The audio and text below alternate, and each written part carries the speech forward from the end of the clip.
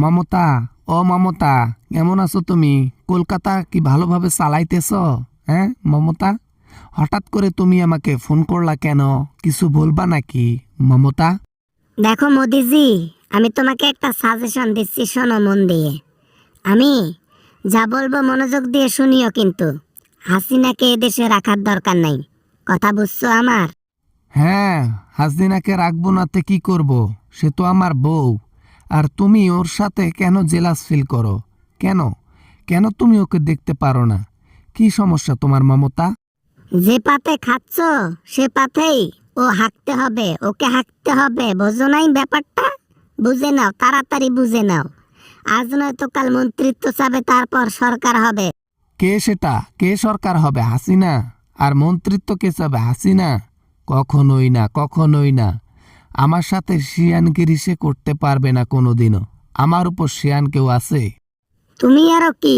তুমি যদি চলো ডালে ডালে, হাসিনা চলে পাতায় পাতায়। তাই বলি কি, সময় থাকতে আপদকে বিদায় করে দাও, নইলে এটাই নিয়েই পস্তাইতে হবে তোমাকে। না না না, পস্তানোর কোনো কিছু নাই। তুমি একটু বেশি কথা বলো, বুঝছো মমতা ব্যানার্জি? তুমি এত টেনশন করো না তো। আরে তোমার কি মনে হয় মোদির উপর কাটল ভেঙে খাবে হাসিনা? ক্ষমতা টিকিয়ে রাখার জন্য বাংলাদেশের মানুষকে সে ছাড় দেয় নাই, যুদ্ধ করেছে। আর তোমার মতো লোকের সাথে ক্ষমতা পাওয়ার জন্য তোমাকে তো বিছানায় শুয়ে ডাইরেক্ট গঙ্গে পাঠাই দেবে। না মানে বলো কি, বলো কি? সে তো আমার সাথে প্রায় প্রায় শোয়। তো আমাকে কি মানে আর শোয়া যাবে না নাকি? এই তুমি কি বললা মমতা ব্যানার্জি? ভয় করতেছে তো। বিশ্বাস করবা কিনা জানো না, যদি শুয়ে থাকো ওর সাথে, তাহলে দেখিও তোমার ভিডিও সে ধারণ করে রেখেছে, একদিন কাজে লাগাবে। বুঝছো? সময় থাকতে ঠিক করো। আরে আর কিছু বলো না প্লিজ। তোমার তোমাক তোমাকে আমি বিশ্বাস করেছি। তোমাকে আমি আমি কি বলবো বলে ভাষা পাচ্ছি না। কিন্তু এ তো আমার দেশ ছাড়তেছে না, এরে কি করি আমি?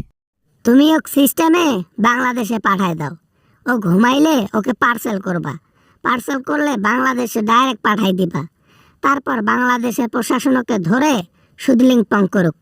কিন্তু আমার মন চায় না ওকে ছাড়তে। কিন্তু আমার মন ওকে চায় না ওকে আমি বাংলাদেশে পাঠাইতে।